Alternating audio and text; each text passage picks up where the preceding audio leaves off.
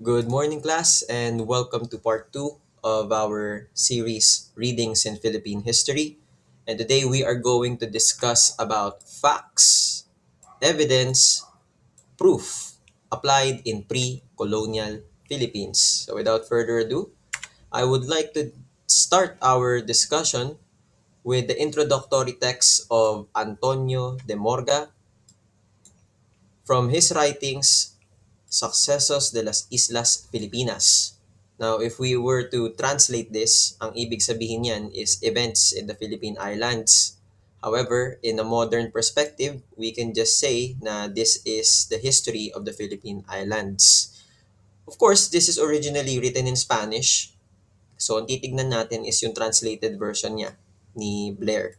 Okay? At saka ni Robertson. Sabi sa introductory text ng Sucesos de las Islas Filipinas, the greatness of the monarchy of the Spanish kings is due to the zeal and care with which they have defended, within their own hereditary kingdoms, the holy Catholic faith taught by the Roman Church against all enemies who oppose it or seek by various errors to obscure its truth, which the kings have disseminated throughout the world. Thus, by the mercy of God, they preserve their kingdoms and subjects in the purity of the Christian religion, meriting thereby their glorious title and renown of defenders of the faith. Moreover, by the valor of their indomitable hearts, and at the expense of their revenues and possessions, they have plowed the seas with the Spanish fleets and men, and discovered and conquered vast kingdoms in the most remote and unknown parts of the world. They have led the inhabitants of these regions to a knowledge of the true God, and into the fold of the Christian Church, in which those people now live, governed in civil and political matters with peace and justice, under the shelter and protection of the royal arm and power which were wanting to them when weighed down by blind tyrannies and barbarous cruelties, on which the enemy of the human race had so long reared them for himself. So bakit ko sinimulan ang ating new episode with the introductory text of Antonio de Morga sa kanyang pagsusulat ng Sucesos de las Islas Filipinas. This introductory text shows na kung interpret natin ng mabuti na ang Spanish fleet ay may mga dalang purpose.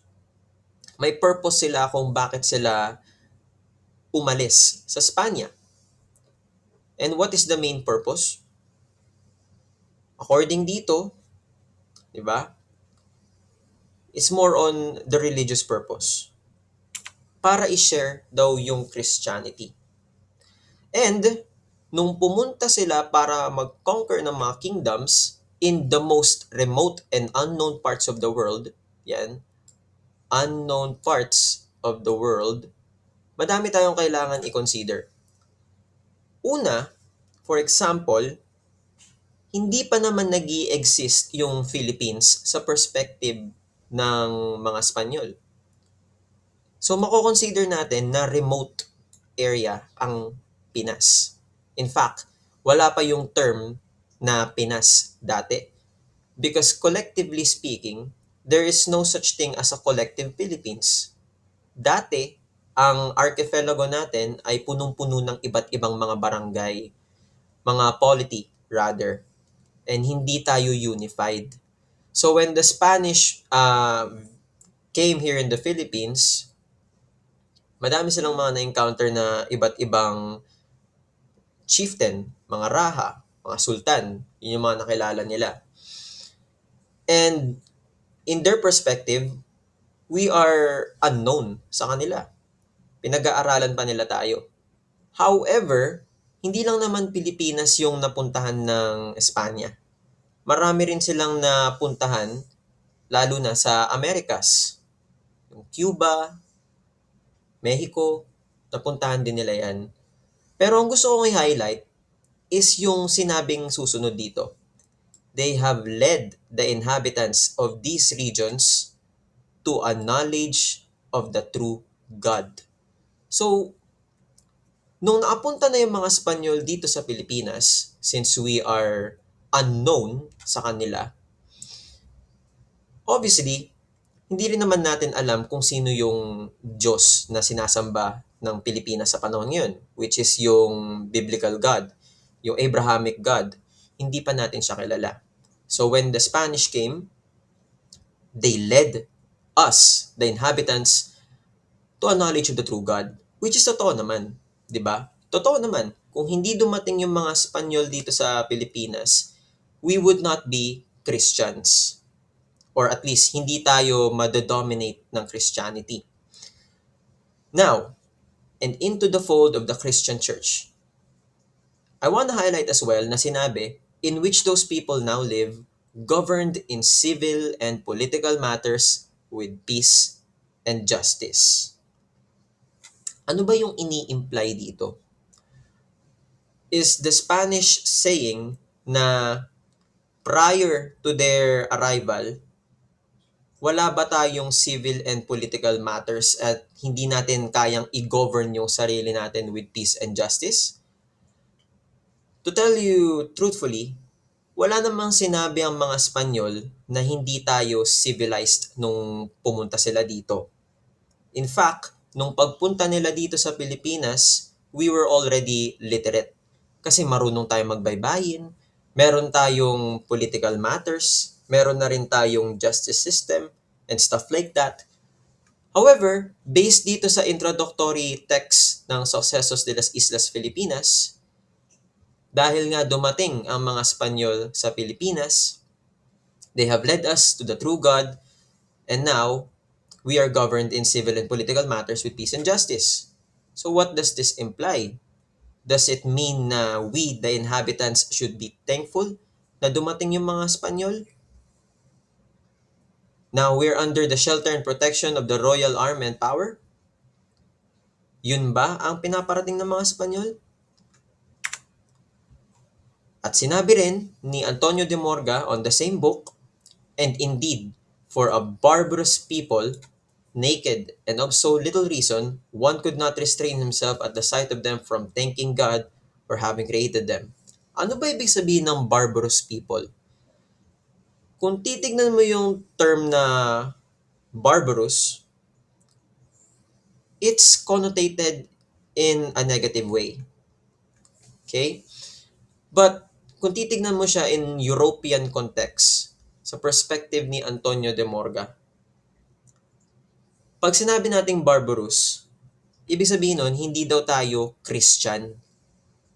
And, syempre, malayo yung mga pananaw natin at yung pagkilos natin sa European standards. Yan yung sinasabi ni Antonio de Morga. Now, I want to ask, were we not civilized prior to the Spanish colonization? Ano ba ibig sabihin ng term na civilized? So, Tagalogin natin. Bago dumating yung mga Espanyol, wala ba tayong sariling civilization? Parang ganun. Pag sinabi nating civilized, ibig sabihin, meron na tayong complex. Okay? When we say civilized, meron na tayong complex na society. Complex society. Ibig sabihin, meron na tayong way kung paano makitungo sa isa't isa. Meron na tayong language. We can communicate with each other. Meron na tayong governance. Meron din tayong way of sustenance. And we can also trade with other civilizations. So the question is, bago dumating yung mga Espanyol, hindi ba tayo ganun? Were we not civilized? In today's video, we're going to answer that. Bago dumating ang mga Espanyol, meron na tayong sariling kultura. In fact, kung pupunta ka sa Visayas, makikita mo yung mga katawan ng tao doon, puro tato. Ano bang pumapasok sa isip mo pag nakita ka ng taong may tato? So I remember when I asked my students about this, ang sabi nila, may pinaniniwalaan, may religion na, may symbols daw yung mga tatong yan. Pero if we're gonna look at it in the perspective of art, let's say you're a Spanish, pagpunta mo sa isang unknown na region at may nakita kang tao na babalutan ng tato, anong papasok sa isip mo? Pwedeng pumasok sa isip mo, di ba? Pag sinabi nating tattoo, it's an expression. Bukod sa may possible na belief to behind it, it's an expression. So, pwede mo maisip, pwede mo makonclude na may art na ang mga pre-colonial Filipinos. Diba? May art. And kung may meaning man yung mga tatong yun, we can also conclude, aside from art, there is a culture, belief, customs, and practices behind it. And back then, maganda yung respeto natin sa mga babae. Mataas ang tingin natin sa mga babae. Lalo na yung mga role ng mga babaylan. Babaylan. Ayan. Pag-uusapan natin yan in the future, kung ano ba yung role ng mga babaylan. Pero let's just say, no, in European context kasi, sa Europe, ang mga lalaki, sila talaga yung nagli-lead. Lalo na nung context na yan, nung panahon nila ng pre-colonial Philippines. Ang mga lalaki yung nagli-lead sa Europe. So, it's a patriarchy. Here in the Philippines, however, nung time na yan, it's kinda different. In fact, kung titignan mo rin yung language natin, wala tayong gender sa language natin. Wala tayong he or she. It's always going to be siya, tayo, siya, tayo. Paano mo ita-translate yung she is happy, he is happy? Di ba sabihin mo lang siya ay masaya, regardless kung babae or lalaki. So in terms of language, in terms of pakikitungo natin sa ibang mga genders, medyo advanced na ang pre-colonial Philippines in terms with that. When it comes to trading, diba, yan, kilalang kilala tayo ng mga Chinese tungkol sa pangangalakal. We're going to discuss that later. And of course, when it comes to belief, meron tayong tinatawag na mga faith healers. Ayan, yung mga babaylan nga. So, meron na rin tayong practice of medicine kahit papano. Diba? Meron na rin tayong rulers. Dati, we have the Raha, we have the Sultan, we have the Datu, we have the Lakan. So, these are rulers. Pag nakapunta ka sa isang lugar na you have no idea kung sino yung mga taong to, di ba, ang usually hahanapin mo kung sino ba yung pwedeng makausap na pwedeng mag-guide sa'yo. And if you encounter a leader, what does that imply sa lugar ng Pilipinas? It means na meron ng organization. There is already a hierarchy. And when there is a hierarchy or an organization, there is authority. Which is, di ba, primary needs naman yun ng mga tao. Pero ang tanong dito is, how do we know all of these when historians themselves were not there? Dito na papasok yung claim. A claim is a statement or assertion about the past that historians seek to verify. Seek to verify, support, or refute using historical evidence. So tandaan nyo, ang claim is assertion pa lang siya. Pag sinabi nating assertion, kumbaga may gusto kang ipunto, pero hindi pa to napapatunayan. Kaya nga, in terms of history, kailangan i-verify to, suportahan, at kung sakaling may kulang man sa claim mo, it's going to be refuted by evidence. The moment a claim is proven at napatunayan talaga to dahil sa abundance of evidence, it now can be called a fact. Okay? It can now be considered as a fact. So what is our claim for this episode? Our claim is the Philippine archipelago was home to organized and complex societies before Spanish colonization. So, di ba marami naman akong pinakita sa inyo kanina about sa mga babaylan, about sa rights ng mga babae, about naman sa language natin.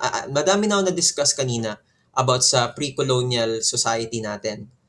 However, ang problema kasi natin dito, much of our pre-colonial history is not written by the native Filipinos. Ang sumulat kadalasan ng pre-colonial history natin ay mga alien. Oh, hindi yung hindi yung mga outer space ah. Pag sinabi nating alien, ibig sabihin yan, foreigners. So, sino ba yung mga foreigners na sumulat sa atin? Ang mga historians natin ay mga Espanyol lang din. Spanish. And syempre, yung mga Chinese, sumulat din sila tungkol sa atin. Kasi nga, di ba, nakipag-trade sila sa atin. However, dahil hindi tayo yung sumulat ng sarili nating kasaysayan, itong mga evidence or mga primary reference na sinulat ng Spanish and Chinese can be conflicting. Pwedeng bias, pwedeng may kulang na information. Basically, hindi siya sobrang authentic kasi sino ba mas nakakilala sa bayan natin? 'Di ba sarili natin? Hindi naman sila. Pero wala tayong choice. So, in order for us to check kung totoo ang claim na to, we are going to use their primary writings, which today we are going to discuss. Tignan din natin ang bagong discovery. Okay, so recent lang na-discover to. Well, di naman recent, no? Mga 80s pa. Matagal-tagal na rin. Pero this is actually a very significant finding in archaeology. The Laguna Copper Plate Inscription. So I'm sure, noong elementary kayo, I think elementary to tinuro sa akin, pinaalala lang ulit nung junior high, pero hindi siya masyadong napaliwanag ng mabuti. Today, I would like to discuss the Laguna Copper Plate Inscription and bakit ba sobrang halaga nito sa history natin. Di ba nga sabi ko kanina, much of our pre-colonial history was not written by us, Filipinos. Not written by our ancestors. It was written by the Spanish and the Chinese and other sources na hindi naman mga natives. Our best example talaga, ito talaga yung pinakamatibay na discovery natin ng ating sariling history is the Laguna Copper Plate Inscription. So ito yung itsura niya. Right? And makikita nyo, may mga writings dito. Ano yung unang pumapasok sa isip nyo pag nakita nyo yung mga writings na yan? You might say, okay, let's have a zoom in. You might say na, mukha siyang baybayin. And hindi naman kita masisisi kung mukha siyang baybayin para sa'yo. Let me remind you kung ano yung itsura ng baybayin. Or kung hindi mo alam yung baybayin, pag sinabi nating baybayin, this is the pre-colonial writing system of the Philippines. And in fact, pwede mong aralin to ngayon. So, paano ba gumagana yung baybayin? Baybayin is a syllabic writing system. Ibig sabihin, for example, pag susulat mong ba, isusulat mo lang tong symbol na to. This is the first syllable. And kung gusto mo lang baguhin yung vowel, maglalagay ka lang ng period. Okay? Either taas or baba. So, pwede mo siyang pag-aralan. Baka gumawa ako ng video kung paano magsulat ng baybayin. Pero ang main point ko is, tignan nyo yung baybayin chart. Tignan nyo mabuti. Balik tayo dito. May nakikita ba kayong baybayin dito na writing? So, take your time.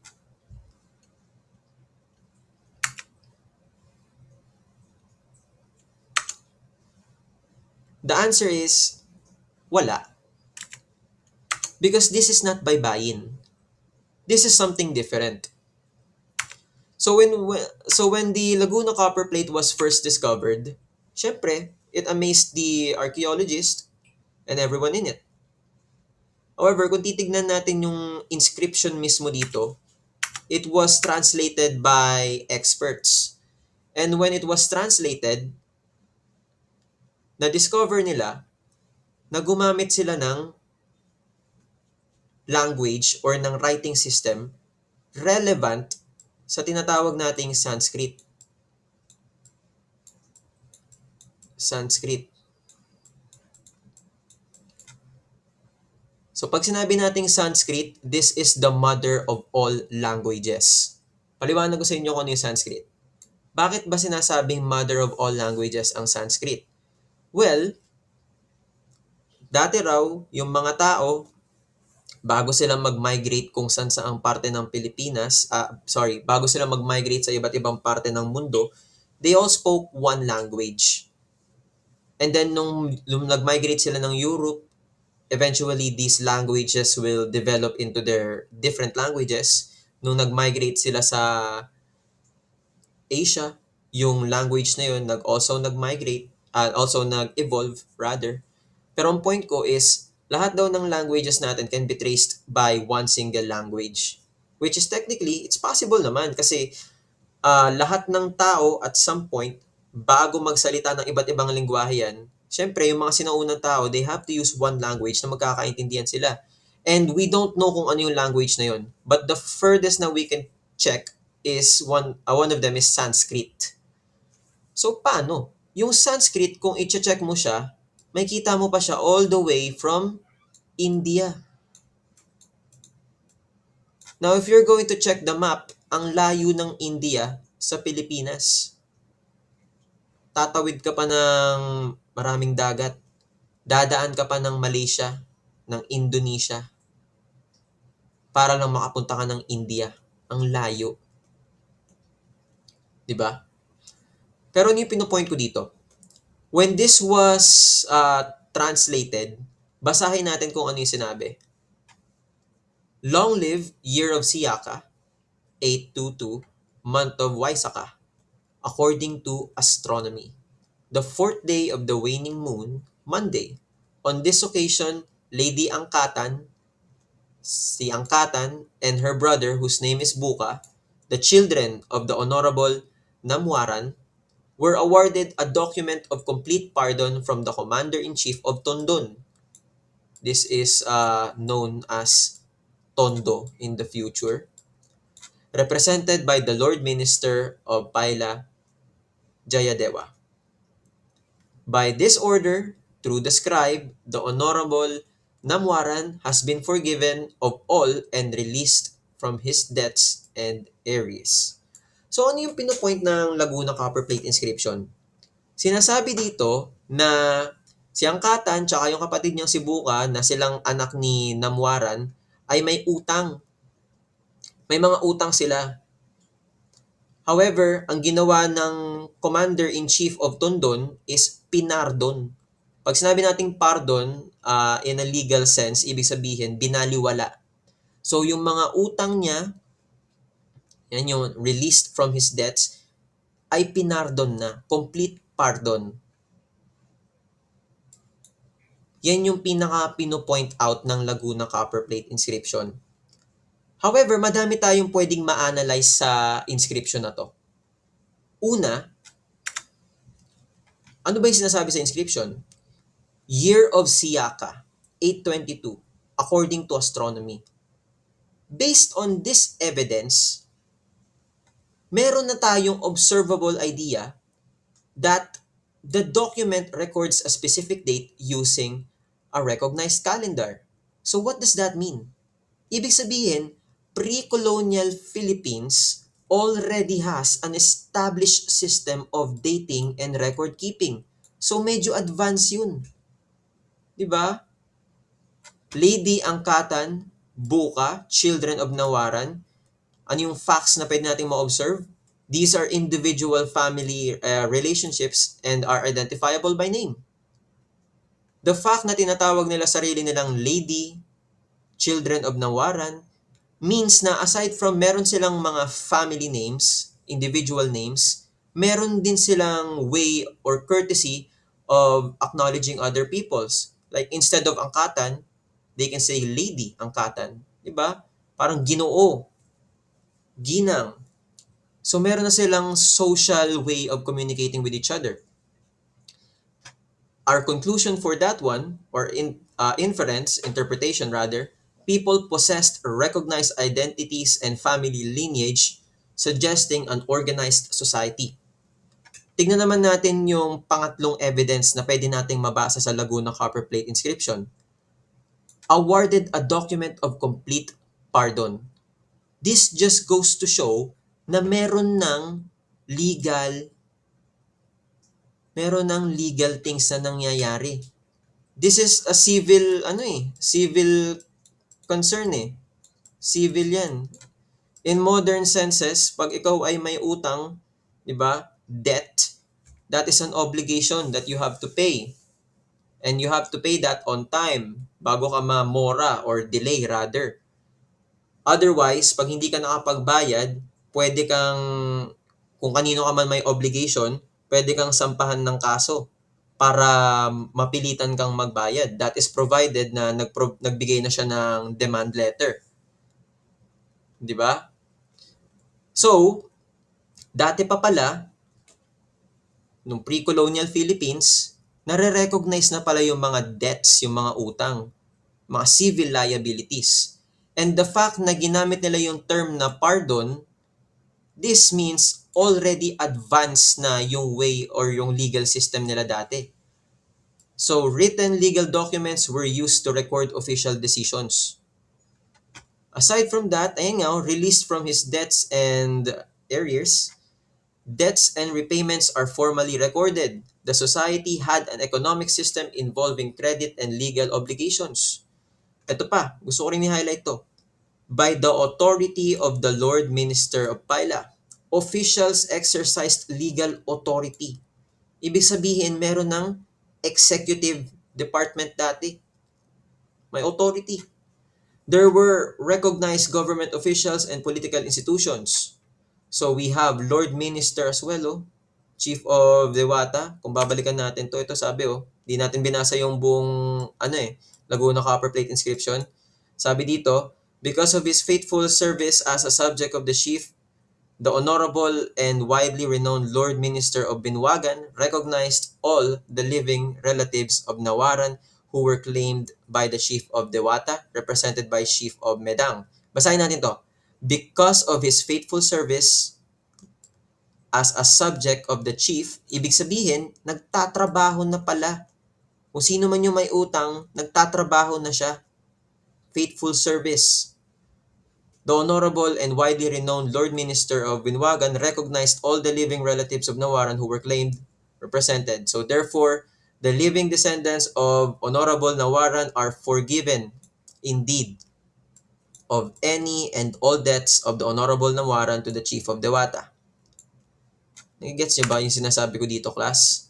Ang point ko, because of the Laguna Copperplate inscription, as I said earlier, wala nga tayong matibay na writings na galing sa sarili nating ancestors about pre-colonial Philippines. Because of the Laguna Copperplate inscription, nagkaroon tayo ng idea na even before the Spanish, meron na tayong justice system.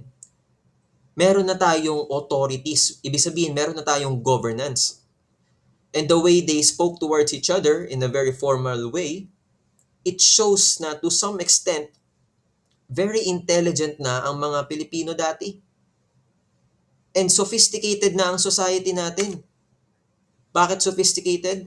The fact na meron tayong justice system, the fact na meron tayong authorities, and the fact na we speak in a manner na sobrang formal sa isa't isa, and the fact na meron tayong calendars, and the fact na meron tayong mga complicated na formalities like honorable, lady, goes to show na the Filipinos back then, or the pre-colonial natives back then of the Philippines, were very intelligent.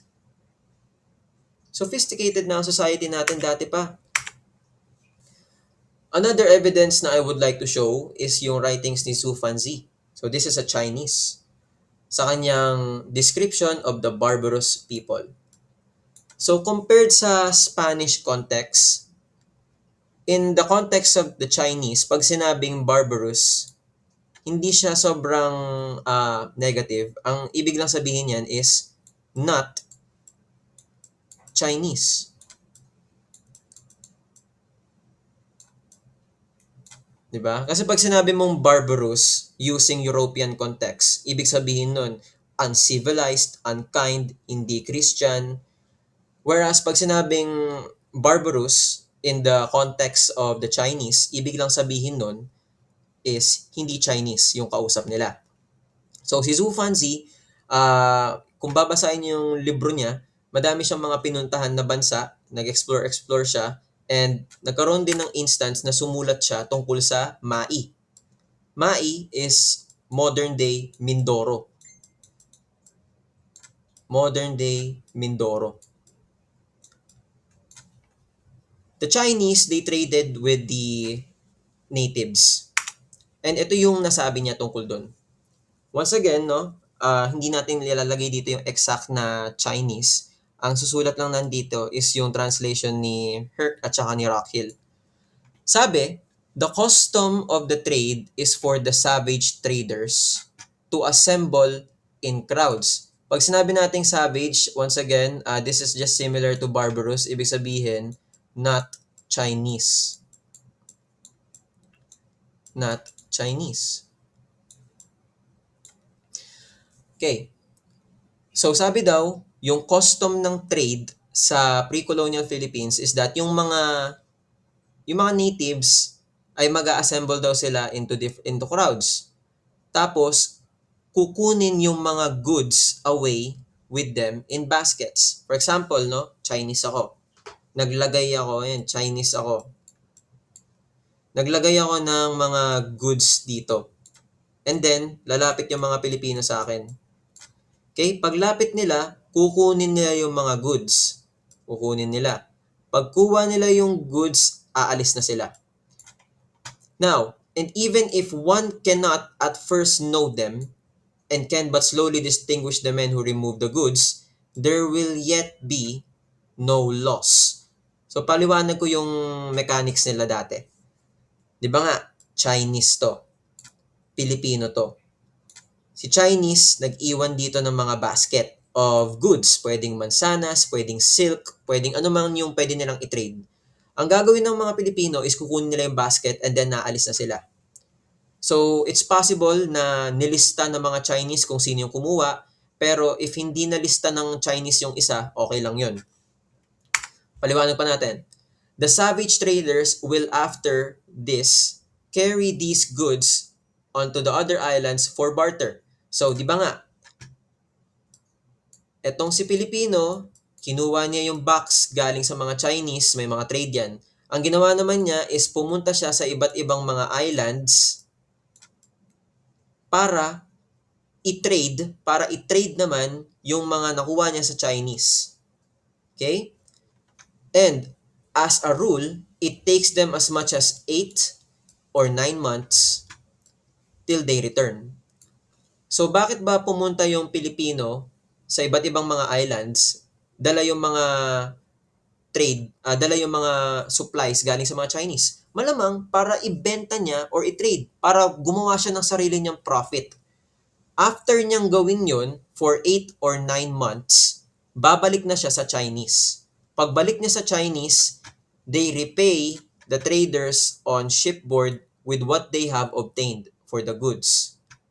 Some, however, hindi nakakabalik ng tamang panahon for which reason vessels trading with Mai are the latest in reaching home. Pero either way, ano ba yung sabi dito? Sabi dito, yet there will yet be no loss. Ano yung pinopoint dito ng mga Chinese? Ang pinopoint nila is mapagkakatiwalaan nila yung mga traders so much na willing silang ibigay yung mga gamit, yung mga trade sa kanila, not knowing kung ano yung mangyayari sa mga Pinoy na to for 8 to 9 months. And after those months, pagbalik ng mga traders sa kanila, mababayaran na sila. They were willing to give that so much, and kahit hindi nila na-record kung sino yung mga kumuha, wala daw na wala. Walang nanakaw. So what can we say about that? Ibig lang sabihin nito, ang perspective ng mga Chinese sa mga pre-colonial Filipinos is that they were honest, tapat. And of course, even though hindi nakasulat dito, it's implied na ang mga Pilipino dati ay mabait. I mean, bukod sa honest, di ba? Ikaw ba? Makikipagkalakal ka ba sa tao knowing na hindi ka niya babayaran for 8 to 9 months? Bukod sa alam mong honest siya, gagawin mo ba yun kung hindi siya mabait? So, di ba, honest and kind. And of course, hardworking na rin ang mga Pilipino. Implied na yun dyan sa text na, ng mga Chinese. Di ba? So, ang claim natin, the Philippine Archipelago was home to organized and complex societies before Spanish colonization based on the two evidences I provided, the Laguna Copper Plate inscription and the Chinese writings. We can definitely say yung mga evidence na yun is proof that the Philippine Archipelago was home to organized and complex societies before Spanish colonization. Therefore, yung claim natin is now considered as a fact. Okay? So, alam niyo na yung difference ng fact tsaka ng claim? Pag sinabi natin claim, assertion pa lang. So, kailangan natin ng maraming evidence para mapatunayan, proof, yung claim. And once it's proven, it now turns into a fact. Now, I want to discuss about the Spanish prejudice. Ano ba yung mga nasabi ng mga Espanyol sa atin? Tignan natin si Gaspar de San Agustin. He is best known for his writing Conquistas de las Islas Filipinas. It's a 3-volume book published in 1698. Kung saan, pinaliwanag niya yung kanyang experience sa Pilipinas, yung mga expedition, yan, yung mission niya bilang isang pare na ikalat yung Christianity sa Pilipinas.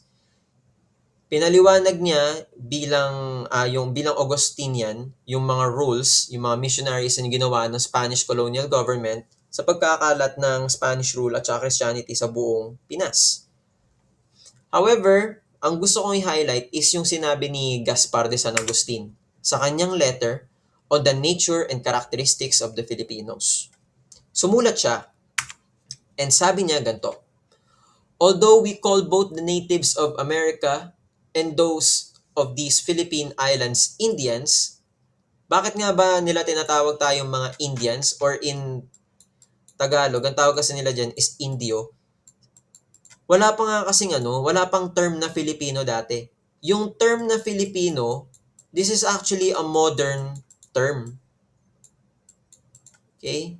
Relatively new lang yung term na Filipino. Ang original na tawag sa atin ay Indio.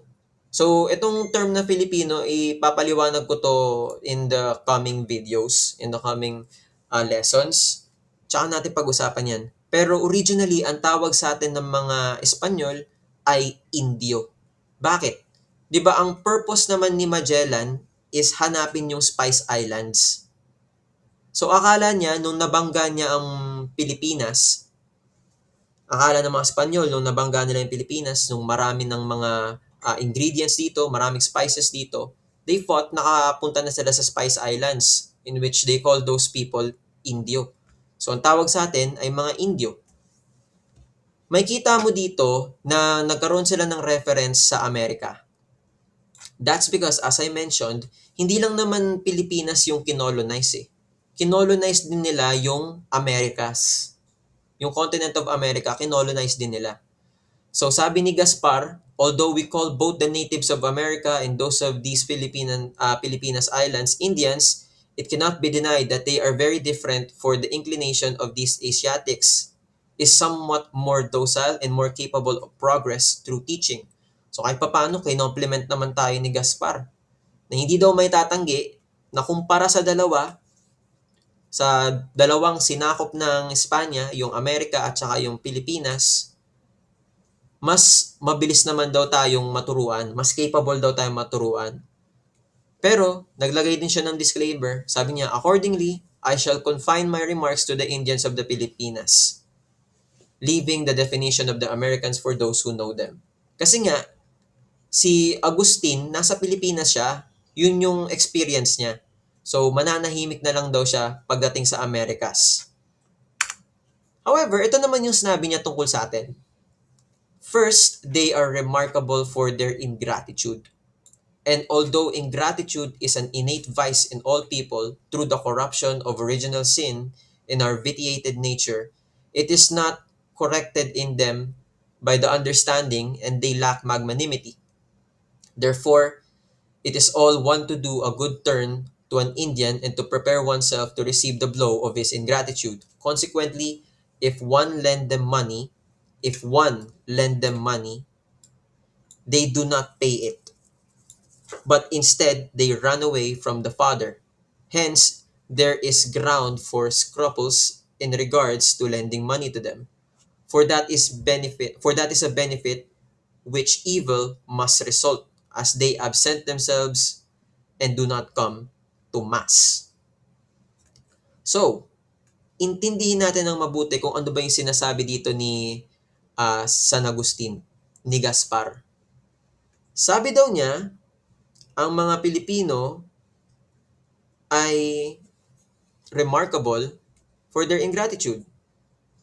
Ibig sabihin, hindi daw tayo thankful or hindi daw tayo nakaka-appreciate ng kindness.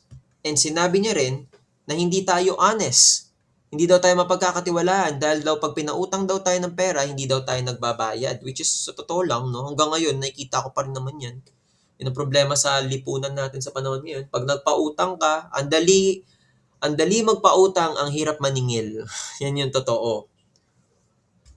Pero, sabi daw dito, instead, they run away. So, basically, no, sa panahon ngayon, totoo naman, pag nangutang ang mga kaibigan natin, ang hirap nilang singilin, sila pa nga nagagalit, lalo na pagka mag-anak, ang hirap talaga. Pero, kung titignan natin yung sinasabi ni Agustin dito, parang may galit sa mga Pilipino eh. Kasi, first pa lang. So, ibig sabihin, madami pa? Well, actually, madami pa siyang sinabi. Their laziness is as such that if they open the door, they never close it. And if they take any implement for any use, such as a knife, pair of scissors, hammer, they never return it whence they took it, but drop it there at the foot of the work. So sa totoo lang, no, nakaka-relate talaga ako sa mga sinasabi ni San Agustin na mga Pinoy daw ay tamad pag binuksan daw yung pinto, hindi na daw sinasarado, or pag nanghiram sila ng gamit, kung saan nila ginamit, doon na lang din nila iniiwan. Sa totoo lang, relate ako sa sinasabi ni Agustin. Pero ito yung tatandaan nyo. Just because sinabi nila in the past doesn't mean it's applicable in a modern sense. Lalo na, ang pinag-uusapan natin is kung sino daw yung mga Pilipino dati. So, 3 na yung claim ni Agustin. Sabi ni Agustin, hindi daw tayo thankful. Sabi ni Agustin, hindi daw tayo mapagkakatiwalaan. Sabi ni Agustin, tamad daw tayo. Ito pa, they are naturally rude, and consequently, it is strange to see them when talking with a father or a Spaniard. First, scratch themselves on the temples sa sentido común, kinakamot daw nila. And if it to be a woman, on the thigh. Pag babae naman, magkakamot daw sa hita. But the more polished, scratch themselves on the head. Ang pinopoint lang dito is rude daw ang mga Pilipino. So, 4 yung claim ni Gaspar. Hindi tayo thankful, hindi tayo mapagkakatiwalaan, tamad daw tayo, at rude. Tandaan niyo yung mga sinabi niya. Because I would like to introduce another Spanish, si Pedro Quirino. Pedro Quirino was a Spanish Jesuit missionary, historian and chronicler, who spent many years in the Philippines during the early Spanish colonial period. He is best known for writing Relación de las Islas Filipinas, one of the most important primary sources on the Philippines in the late 16th and early 17th century. Tingnan naman natin kung ano yung description ni Pedro Quirino sa ating mga Pilipino. Sabi niya, nung pumunta siya ng Leyte, the inhabitants are described as honest, simple, and intelligent. Among their many admirable customs, two are particularly noteworthy and are shared by the neighboring islands. First, travelers do not need to carry provisions because wherever they go, they are welcomed, given shelter, and provided with food. Second, regardless of whether the harvest is plentiful or poor, they do not change the price of rice among themselves, always selling it at a fixed price. These practices reflects the spirit of friendship and mutual concern that exist within their communities. Oh, so ano nga ulit yung mga claim ni Gaspar kanina? Sabi ni Gaspar, rude daw tayo. How come? Sabi dito, these practices reflect the spirit of friendship and mutual concern. Hindi daw tayo mapagkakatiwalaan. Sabi nga dito ni Quirino, pag daw merong harvest, either plentiful or poor, hindi naman natin binabago yung presyo ng bigas. Always daw selling at a fixed price. Sabi daw, di ba, rude daw ang mga Pilipino. Ba't sabi dito, they are welcomed, given shelter, and provided with food? Honest daw tayo. Honest, simple, and intelligent. Although hindi man pinapakita dito yung sinasabi ni Gaspar na ang mga Pilipino daw ay hindi mapagkakatiwalaan. Nandito naman yung honest. So, syempre, mapagkakatiwalaan tayo. Wala nakalagay dito yung katamaran, pero we can infer na ang sinasabi ni Quirino sa atin is that we're very friendly sa isa't isa, okay? And we're intelligent. Furthermore, ang sabi pa ni Quirino, the station of Ugmok, this is Urmok, modern day Urmok yan. Ugmok lies on the shore of the sea, in the southern part of the island of Leyte, on the coast almost directly opposite to Carigara, which is in the northern part. It has, in the same island, a very good vicinity, as well as three smaller islands adjacent, which they call Polo. All those people are friendly and docile, and received ours with much affection and pleasure. Ang pinopoint ko dito, class, okay, pag sinabi naman nating docile, quiet, or obedient, easy to control, madaling turuan. Well, sabi nga naman ni Gaspar, madali daw tayong turuan compared sa mga Americans na nasakop ng mga Espanyol. So, this is confirmed. However, kung titignan mo talaga yung writing ni Quirino compared sa writing ni Gaspar, there is what we call a contradiction. So, ito yung tanong. If both authors, Gaspar and Quirino, lived in the Philippines, why do they have different claims? Parehas naman silang primary na di ba? Parehas silang primary kasi both of them experienced the Philippines. Both of them are primary sources. Both of them experienced the Philippines, pero bakit silang magkaiba ng claim? Titignan kasi natin yung mga reason. Tignan natin yung purpose, experience, bias, and interpretation nila. Ano ba yung purpose ni Pedro Quirino? Ang purpose niya is para mag-report sa progress of the Jesuit missions. So, paano siya magbibigay ng progress? Di ba, syempre, magsusulat siya tungkol sa mga experience niya na maganda yung progress ng Christianity dito. Because of Christianity, maayos yung ganyan, ganito. Kumbaga, pinapakita niya yung good sides ng Pilipinas. Para syempre, kung sino man yung pinagre-reportan niya, matutuwa.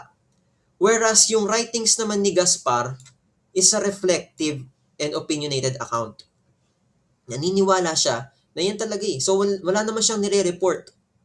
That's his personal experience. So, hindi niya kailangan magpaka-plastic. Furthermore, yung experience nila is a century. Difference nila is a century. Si Quirino, 1604. Si Gaspar, 1698. So, century na yung kanilang difference. So, it's possible na in 100 years, nagbago na yung ugali ng mga Pinoy that time. Tignan naman natin yung bias. So, sabi nga ni Quirino, intelligent, honest, and may hospitality ang mga Pinoy. Whereas si Agustin naman, ang sabi niya, ang mga Pinoy ay hindi talaga maayos. So, ginudge niya tayo based on Spanish and Christian ideas. And of course, yung interpretation natin is may iba din. We can interpret Quirino as seeing Filipinos as admirable and worthy of praise. Whereas si Agustin, tingin niya nga is lazy, backward, and kulang daw tayo sa disiplina. So once again, tatanungin kita, if both authors Gaspar and Quirino lived in the Philippines, why do they have different claims? Naintindihan mo na ngayon yung mga reasons nila kung bakit iba-iba sila ng claim. Pero ang tanong, how do historians know whether something written in these sources is true? Kanino tayo mas maniniwala? The answer is, historians do not decide which source is true. They determine which claims are best supported by multiple pieces of reliable evidence. Based sa mga tinuro ko kanina, multiple pieces of reliable evidence, ano pa ba yung mga evidence na nagpapatunay or nagbibigay ng suporta sa tunay na characteristics ng pre-colonial Philippines? Di ba kanina sinabi ko yung Laguna Copperplate inscription? Sinabi ko rin yung Chinese writings. So let's observe. Sabi ng Laguna Copperplate inscription, we have laws, debts, remissions, political leaders, and writings. This just goes to show na meron na tayong complex na civilization dati. This is also supported by the Chinese kasi sabi ng mga Chinese, organisado na tayo when it comes to trading. Mapagkakatiwalaan tayo dyan. So ang conclusion natin, there is strong evidence that organized governments and literacy existed before Spanish colonization. Sabi naman ni Pedro Quirino, Filipinos were honest, intelligent, hospitable, and practiced fairness in trade. So ano yung nagsusupport sa claim ni Quirino? Yung mga Chinese writing. Chinese accounts describes honest traders and by other Spanish writers like Loarca and Plasencia. So pag-uusapan natin si Loarca at Plasencia in the future. Pero ang point ko, aside sa sinabi ni Pedro Quirino, meron din palang nagsusupport sa sinabi niya, which is yung mga sabi nga mga Chinese, we're honest. Diba? And we're intelligent because we can trade. And may sinabi din mga good stuff si Loarca at si Plasencia. So we can conclude na yung positive descriptions ni Quirino are corroborated by multiple independent sources. Whereas sabi naman ni San Agustin, tamad daw ang mga Filipino, barbarous, ungrateful, uncivilized. This is not supported by the Laguna Copperplate inscription or the Chinese records or other Spanish accounts.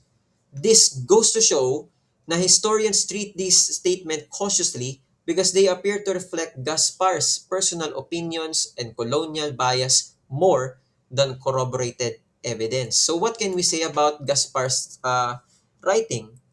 Sabihin, bias siya. So yung pagkakasulat niya, even though primary source si Gaspar kasi naranasan niya Pilipinas personally, first hand, bias siya kasi yung mga sinulat niya is not supported by other evidences. So according to the facts and evidences, there is enough proof for historians to say that we were already civilized even before the Spanish arrived. Ang pinupoint out ko lang sa lesson na to is, pag nag-assert tayo ng claim, para maging facto, it has to be proven by multiple pieces of evidences. And if ever maka-encounter tayo ng primary evidences na nagko-contradict sa isa't isa, we have to check their claims and we have to corroborate it with other evidences para makita natin kung ano yung mas matibay. Once again, historians do not decide which source is true. They determine which claims are best supported by multiple pieces of reliable evidence. I hope madami kayo natutunan. And if you have other questions about this lesson, just comment your answers below. Bye for now.